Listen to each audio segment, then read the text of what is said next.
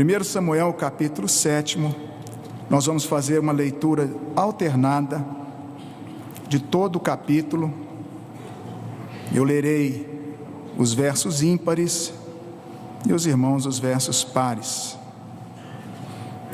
Então vieram os homens de Quiriate Jearim e levaram a arca do Senhor à casa de Abinadab, no outeiro, e consagraram Eleazar, seu filho, para que guardasse a arca do Senhor.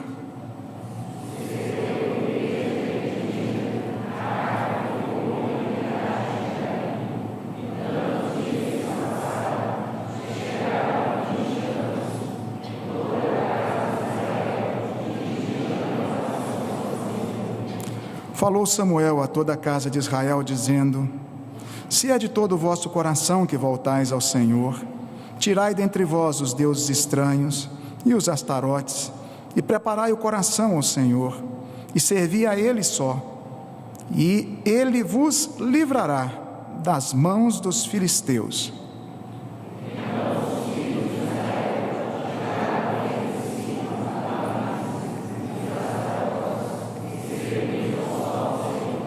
Disse mais Samuel: congregai todo Israel em Mispa, e orarei por vós ao Senhor.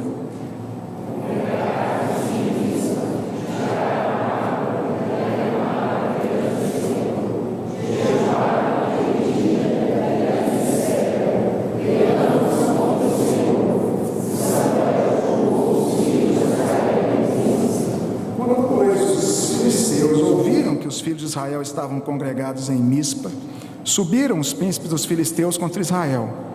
O que, ouvindo os filhos de Israel, tiveram medo dos filisteus.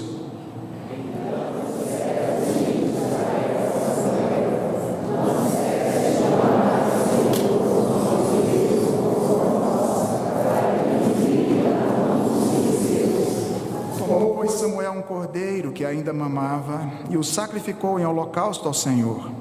Clamou Samuel ao Senhor por Israel, e o Senhor lhe respondeu.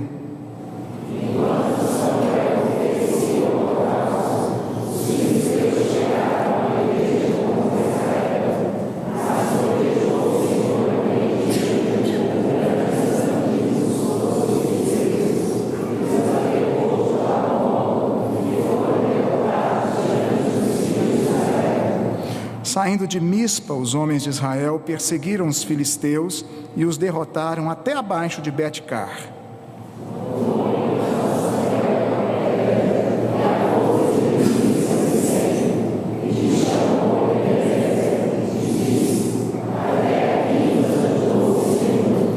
Assim os filisteus foram abatidos e nunca mais vieram ao território de Israel, porquanto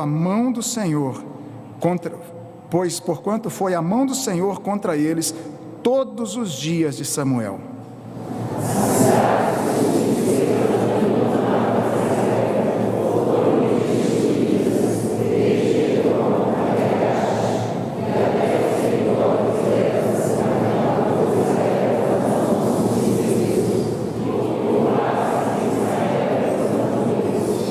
E julgou Samuel todos os dias de sua vida a Israel.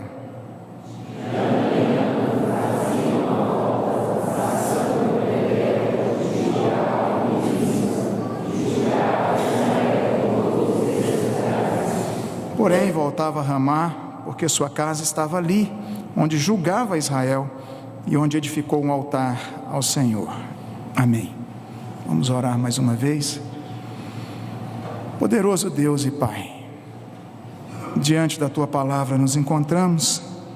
Ela é a verdade. Sabemos disso e queremos, ó Deus, ser instruídos pela Tua palavra, que é a verdade. Queremos ser santificados pela Tua palavra, que é a verdade. Queremos viver na verdade, que é o Senhor.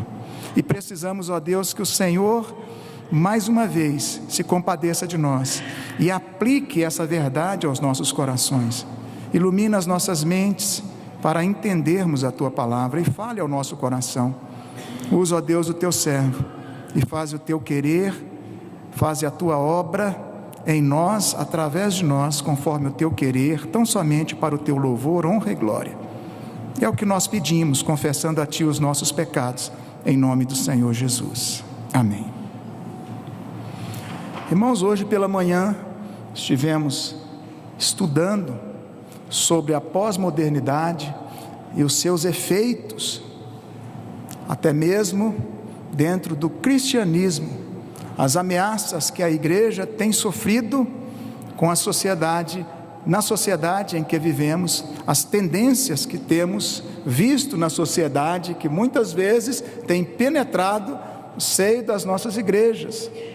Quando pensamos na realidade de igreja, nós vamos entendendo a cada dia que o pecado tem se alastrado, que o homem pós-moderno, ele tem muitas vezes sido irreverente para com o sagrado, para com Deus, tem banalizado o sagrado, tem muitas vezes desprezado a palavra de Deus, tem torcido a palavra, tem usado muitas vezes a palavra para as suas próprias conveniências, e vemos que tudo isso é pecado, é rebeldia do coração do homem. Nós vimos que a grande marca da pós-modernidade é o relativismo, onde a verdade é deixada de lado e cada um passa a ter a sua própria verdade.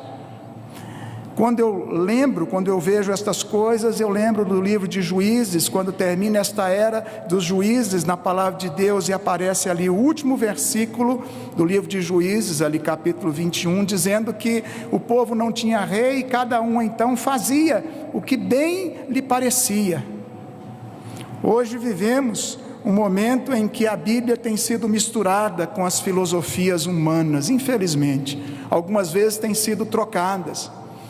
Vivemos um momento de tendências em que as pessoas, pelas suas predileções e gostos, começam a selecionar o que querem ouvir da palavra de Deus, começam a selecionar aquilo que Deus deveria dizer a elas, começam a declarar muitas coisas que a Bíblia não declarou, e começam a viver uma vida fora da palavra de Deus, mesmo afirmando que são crentes no Senhor Jesus. Isso nos preocupa grandemente. O culto muitas vezes tem se tornado antropocêntrico, e nós falamos isso hoje pela manhã.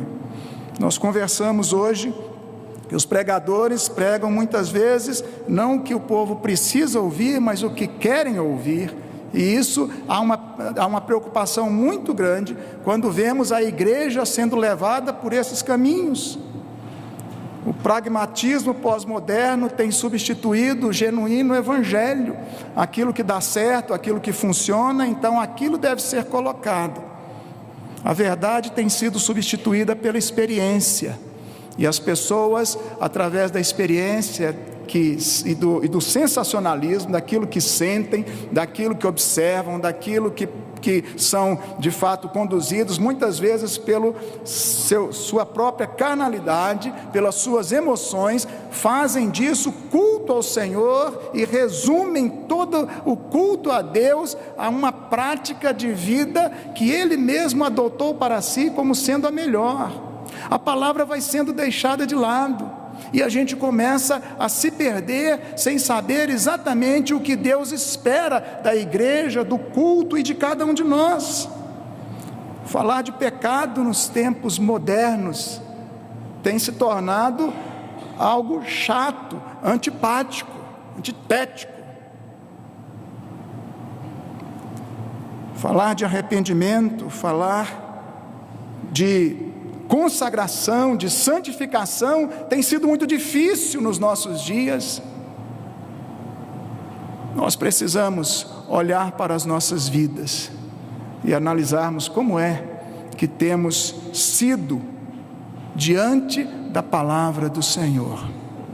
Qual é o valor que você e eu temos dado à verdade que é a palavra de Deus? De Deus não se zomba, diz o Senhor, aquilo que o homem semear, isso também ceifará. O que é que temos semeado? Como temos vivido diante do Senhor? O que é a igreja para você? Não pode ser um mero encontro social. Estamos diante do Senhor, o Criador dos céus e da terra. Deveríamos temer e tremer diante do Senhor. Mas isso nem sempre tem acontecido. Há uma preocupação muito grande, deve existir nas nossas vidas, quando olhamos para a forma que os próprios cristãos têm vivido diante da realidade do Deus Todo-Poderoso. Falar em bênçãos é muito bom, mas nem sempre as pessoas querem o abençoador, e isso é preocupante. Querem receber do Senhor, mas não querem um compromisso de andarem com o Senhor e de se colocarem no mesmo jugo de Cristo Jesus. Somos chamados, irmãos, a sermos como Cristo Jesus, Ele é o nosso modelo, mas queremos viver da forma como somos, como nos convém, da forma que mais se torna fácil e propenso a nós, e mesmo assim queremos que Deus nos abençoe, queremos que Ele seja o nosso servo e que Ele entre na conjuntura de nossa vida, inclusive se compactue com os nossos pecados. Deus não é assim, e a palavra de Deus diz que Deus não muda, os padrões de Deus não mudam, e a verdade eterna continua valendo e valerá até que Cristo volte. Aquilo que Deus chama de pecado continua sendo pecado. Olhando para o texto que nós lemos, gostaria que você acompanhasse comigo os capítulos anteriores. Eu vou procurar dar uma geral rapidamente, aonde é que a nação de Israel se encontrava.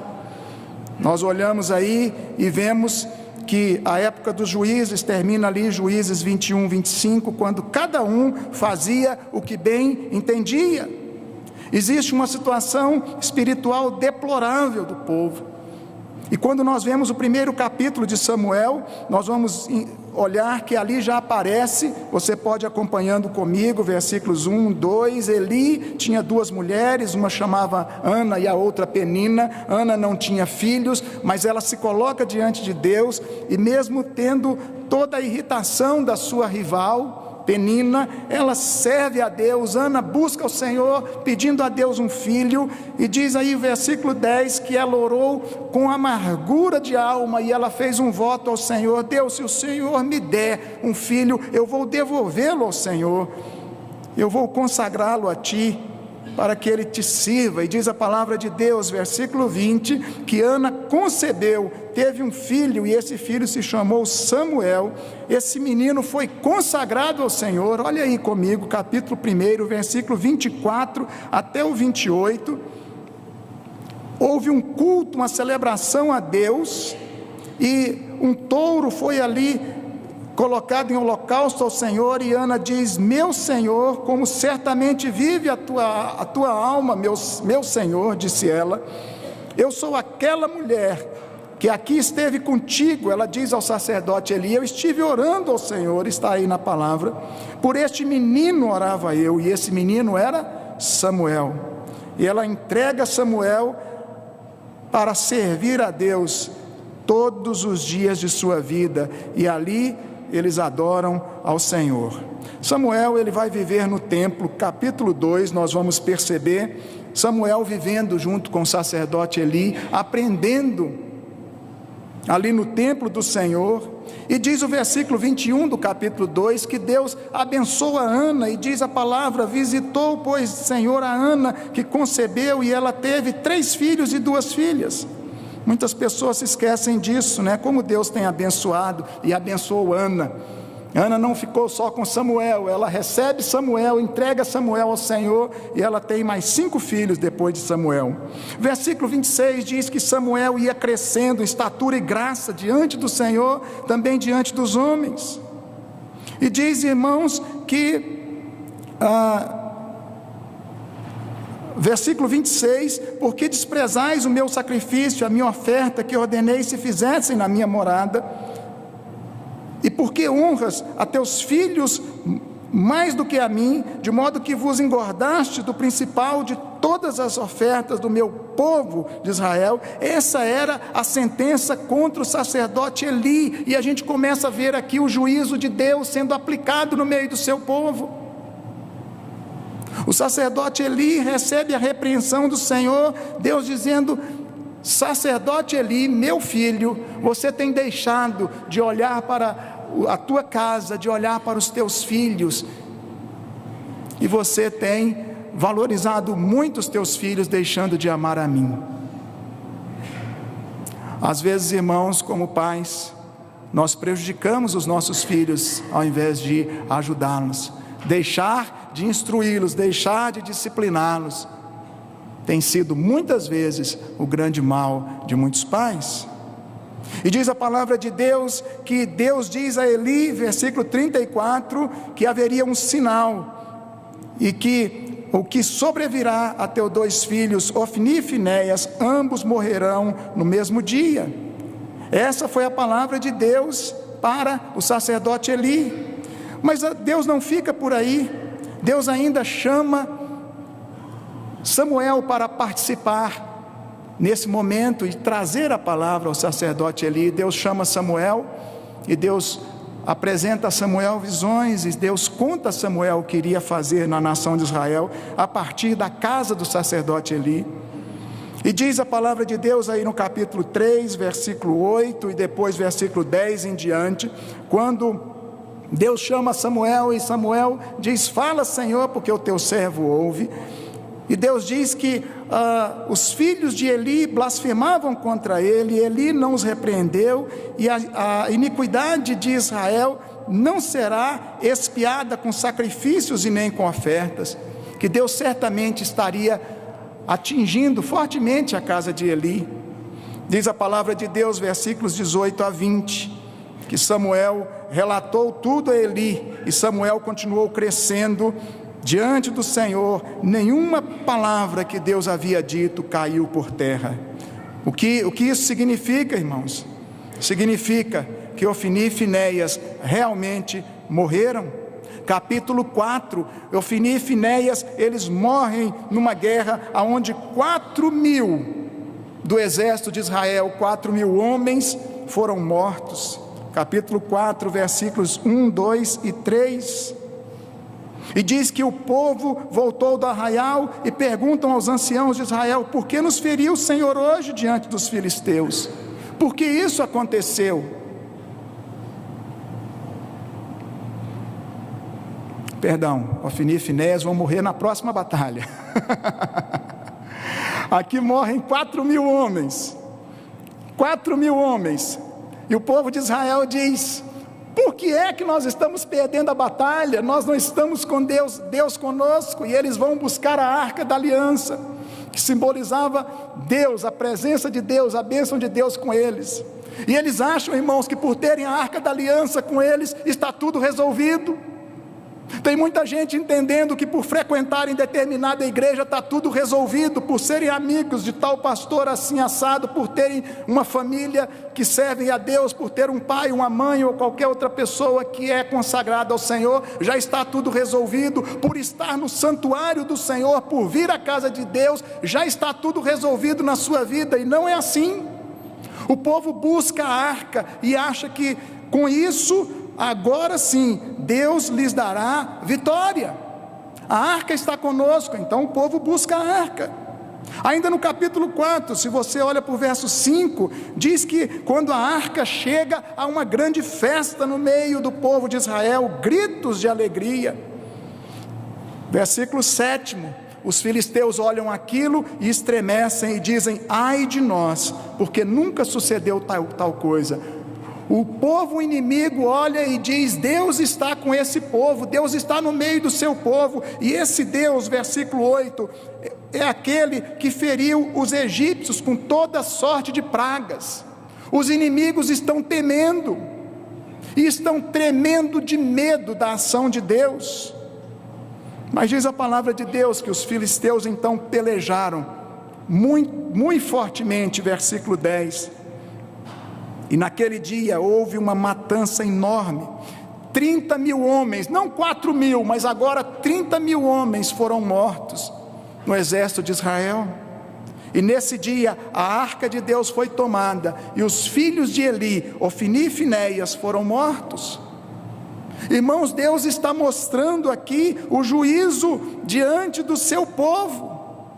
Versículo 15 diz que Eli tinha 98 anos, os seus olhos haviam cegado, ele não podia ver, mas ele escuta a notícia de que seus filhos haviam morrido e que a arca do Senhor foi levada. Isso foi um choque. Eli cai para trás e diz a palavra de Deus que ele morreu.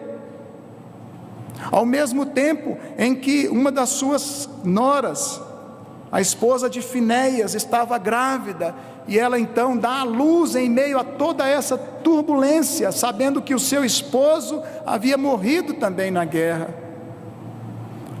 Ao dar à luz a um filho, diz a palavra de Deus que, versículo 21, ao menino é colocado o nome de Icabode. De Israel se foi a glória, foi-se a glória de Israel. A arca tinha sido tomada, e diz a palavra de Deus que ali houve grande tribulação no meio do povo. Irmãos, que tristeza a nação de Israel estava passando. O juízo de Deus sendo aplicado. Mas no capítulo 5 nós vamos ver que a arca de Deus lá no território filisteu não estava resolvendo nada, estava trazendo muito problema e muita maldição para aquele povo. E eles levaram para Asdod, e diz aí capítulo 5 que eles colocaram na casa de Dagon, colocaram diante de Dagon, e Deus começou a mostrar que Deus não estava ali, que Deus não iria abençoá-los. Pelo contrário, o seu Deus caía por terra e surgiu inclusive com os braços e pés decepados, apenas o tronco em pé. Deus começou a trazer sobre os filisteus uma tremenda maldição, mesmo estando com a arca do Senhor ali. Versículo 6 do capítulo 5 diz que a mão do Senhor se agravou sobre os de Asdod, e que pôde feri-los com tumores. E diz a palavra de Deus que esses homens, os filisteus, não aguentaram e disse: não vamos ficar com essa arca, porque isso tem sido já uma tremenda maldição sobre nós. E eles dizem: o que nós faremos com essa arca? Vamos levar para Gate. E levam então, e diz o versículo 9, que também a mão do Senhor vem sobre Gate, sobre os habitantes daquela cidade, também envia sobre eles tumores. E eles resolvem transportar para Israel. Versículo 11 e 12 diz que havia um pânico mortal em toda a cidade, e os homens morriam ou feridos por tumores, ou atacados, porque o clamor da cidade subia até os céus. Os que não morriam eram atacados por tumores. Assim a arca fica na terra dos filisteus 7 meses, assim começa o capítulo 6. Os filisteus então resolvem enviar a arca de volta para o povo de Israel. E é muito interessante aqui, porque a forma como essa arca vai ser enviada, os tumores e ratos que eram símbolos da maldição de Deus sobre aquele povo, deveriam ser confeccionados, deveriam ser produzidos agora em ouro e colocados na arca para serem enviados a Israel, e Deus estaria limpando toda a iniquidade, toda a maldição, todo aquele castigo sobre aquele povo. Mas Deus manda também que as 2 vacas novas com crias, vacas que nunca tivessem recebido jugo, fossem colocadas no caminho, e as crias foram separadas numa casa, e elas colocadas e soltas, para que elas seguissem. Se elas seguissem corretamente o caminho para Bet-Semes, então era Deus que estava encaminhando. Se elas fossem para outro lugar, ou se elas viessem buscar as suas crias, então Deus não era Deus quem estava providenciando todas as coisas. Por incrível que pareça, as vacas obedecem, porque a mão de Deus está ali, e elas levam, os filisteus bastam acompanhar, mas as vacas vão levando a arca até Bet-Semes. Isso nós encontramos aí no capítulo 6, e nós vemos que toda a instrução de Deus foi feita, e diz a palavra de Deus que os filisteus remeteram a arca do Senhor, e essa arca vai chegar em Bet-Semes. Aí nós entramos no capítulo 7, que é o texto que nós estamos analisando hoje. Eu quero ser bem direto, bem prático. Eu penso que tudo que eu vou falar aqui, se você é servo do Senhor Jesus, se você já tem o hábito de ler a palavra de Deus, se você já caminha com o Senhor, você sabe exatamente tudo que eu vou dizer aqui.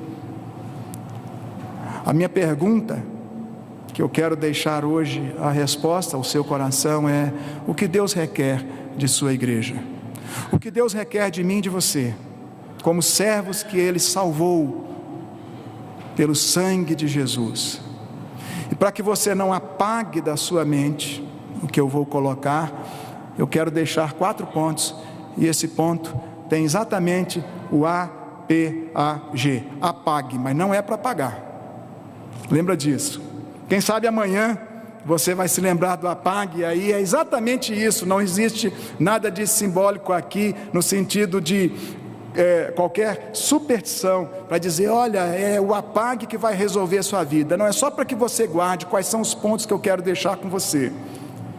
APAG, o primeiro A, o que Deus requer da sua igreja, olhando aí versículos 1 e 2, aonde o povo tinha a arca da aliança, aonde o povo tinha o sacerdote Eleazar, aonde o povo dirigia lamentações ao Senhor por 20 anos, mas estava sob o castigo de Deus.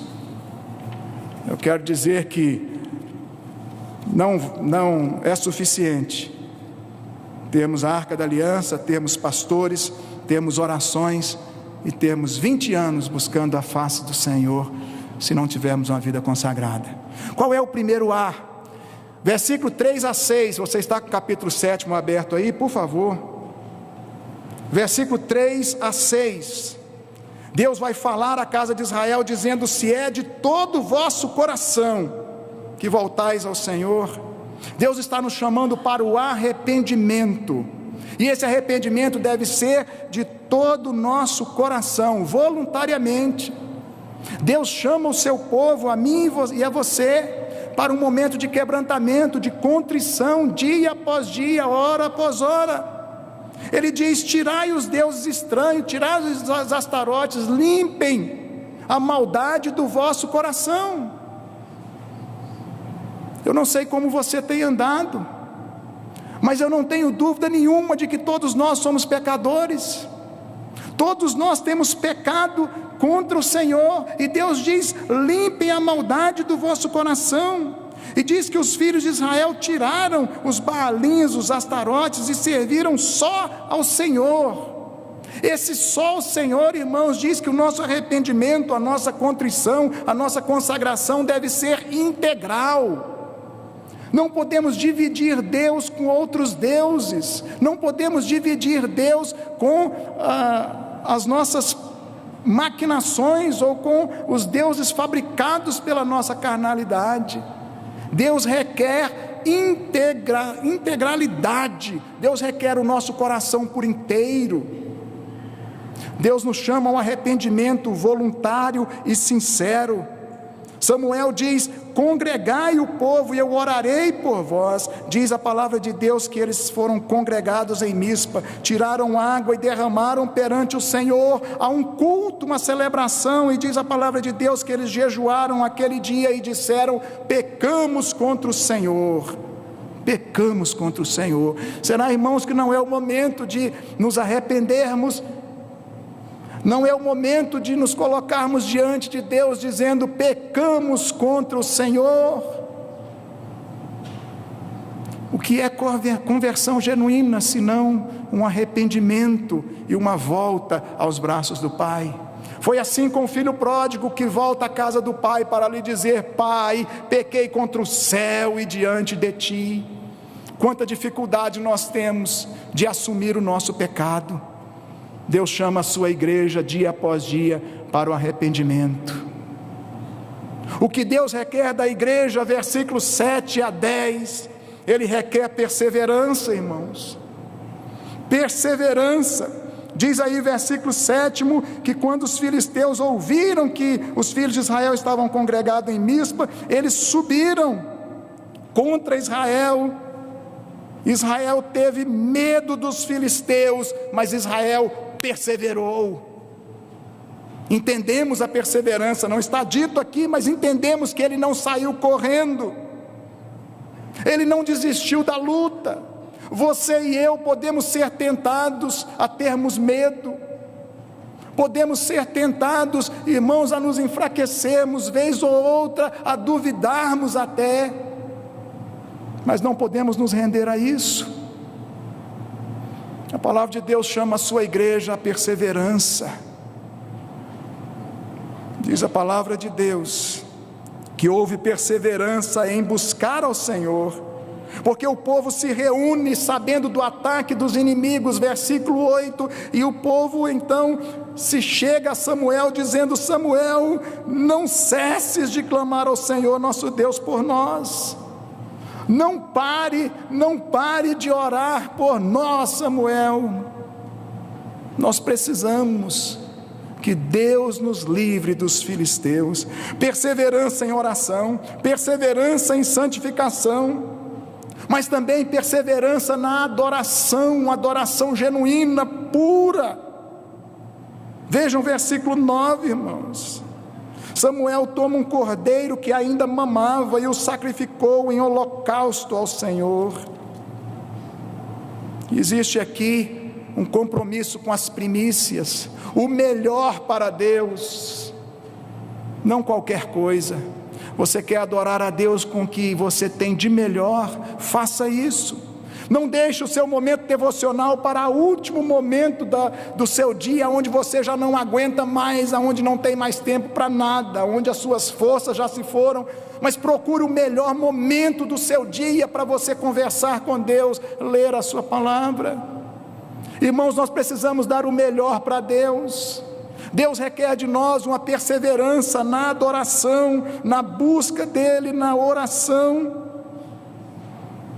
e num caminhar sincero para com Ele. Diz o versículo 9, que ao fazer isso, ao apresentar ao Senhor esse cordeiro que ainda mamava, apresentar em holocausto ao Senhor, diz que Samuel clama ao Senhor por Israel, e o Senhor lhe respondeu. Glorificado seja o nome do Senhor, irmãos, porque enquanto Samuel oferecia o holocausto, versículo 10, acompanhe comigo, os filisteus chegaram. No momento em que você busca a Deus, no momento em que nós procuramos nos consagrar ao Senhor, no momento em que você diz: Senhor, eu estou diante de Ti, eu quero ouvir a Tua voz, você muitas vezes é tentado a se preocupar com tantas outras coisas. Enquanto Israel adorava a Deus, o inimigo se levantou na peleja contra Israel, mas quem trovejou contra o inimigo foi Deus. Glorificado seja o nome do Senhor, irmãos, porque Deus é aquele que vai à frente dos nossos desafios. Eu não estou incentivando ninguém a cruzar os braços e deixar de fazer tudo aquilo que deve ser feito no combate aos inimigos, e tudo que deve ser feito na preservação da sua vida e no encaminhamento das suas responsabilidades. Não estou incentivando ninguém a deixar as suas responsabilidades, mas tenha certeza que enquanto você busca e adora ao Senhor, o inimigo muitas vezes tem se levantado, e Deus vai tratar disso se você perseverar. Continue buscando ao Senhor, porque Deus requer essa perseverança do seu povo, uma perseverança na adoração pura, sincera, perseverança em apresentar a Deus as primícias, uma perseverança até experimentar os milagres de Deus na sua vida. Agora nós entramos no terceiro ponto, é o segundo A, é o A da ação. Versículo 11 diz: saindo de Mispa, os homens de Israel perseguiram os filisteus e os derrotaram até abaixo de Betcar. Olha esse versículo comigo. Saindo de Mispa, os homens de Israel. Sair é uma ação para combater. Para combater é necessário sair.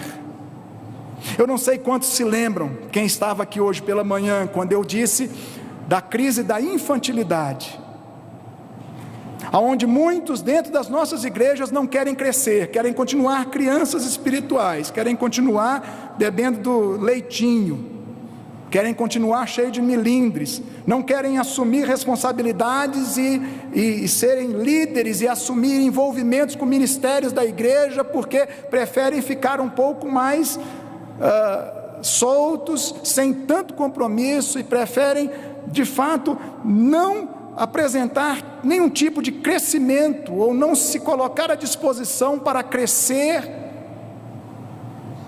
e para se expor, muitas vezes por causa das críticas que podem vir a receber. Eu quero dizer, irmãos, que Deus nos chama para sair da mesmice.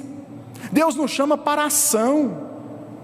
Se Deus é aquele que nos chama para o arrependimento, se Deus é aquele que nos chama para a perseverança nele, Deus é aquele que nos chama para sair do comodismo, Deus nos chama para a ação.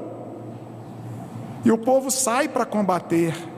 Mas o texto continua dizendo: perseguiram os filisteus. E perseguição é uma ação para vencer. Para vencer, muitas vezes é necessário perseguir.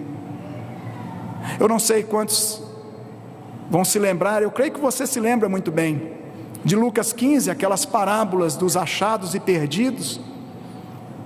Ali Jesus conta a história de uma senhora que perdeu uma moeda, uma dracma em casa, e diz que ela buscou diligentemente até encontrar. Dá trabalho sim, irmãos, diligentemente.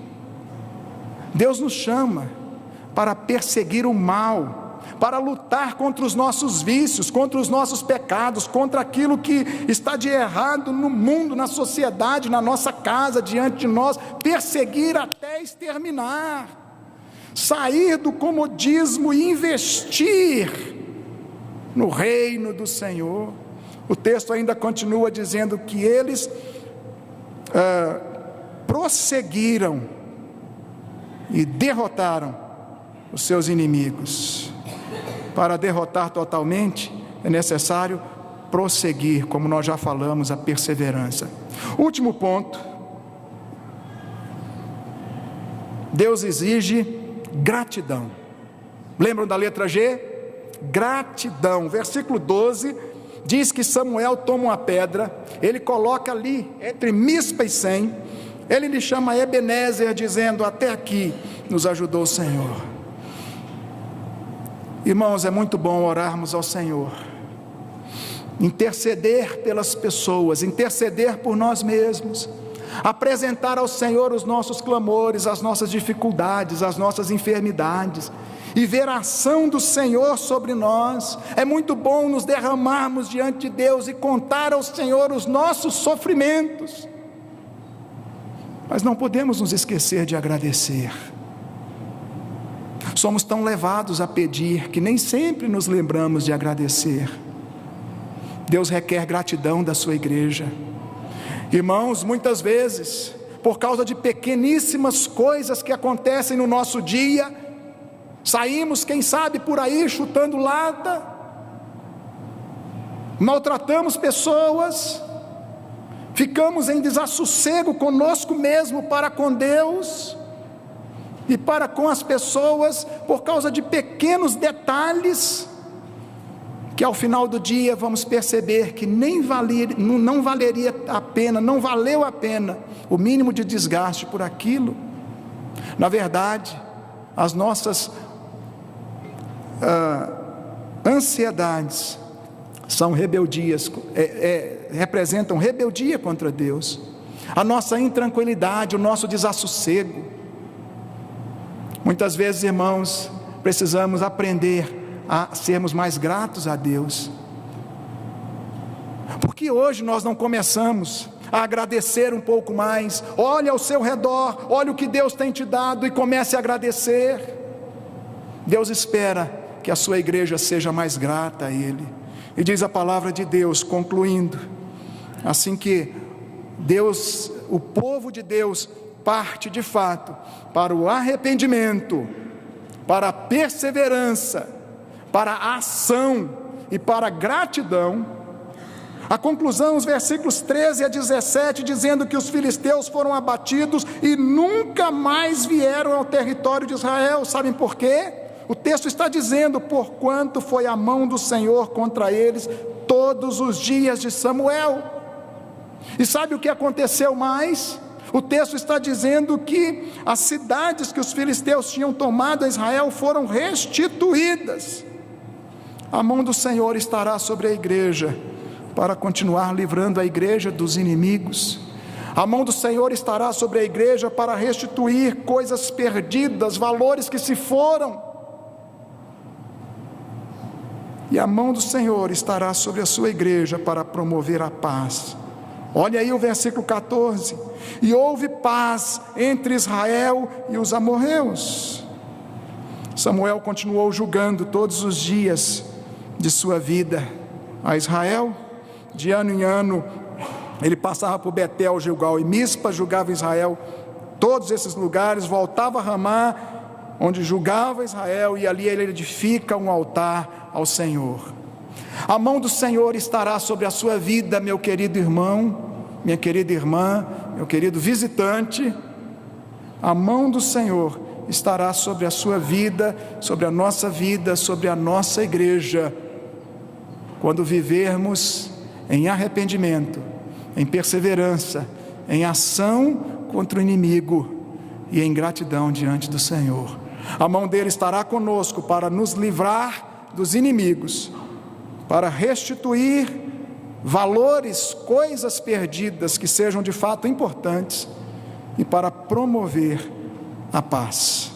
Que Deus assim nos abençoe. Amém. Vamos orar mais uma vez e nós teremos em seguida mais um cântico.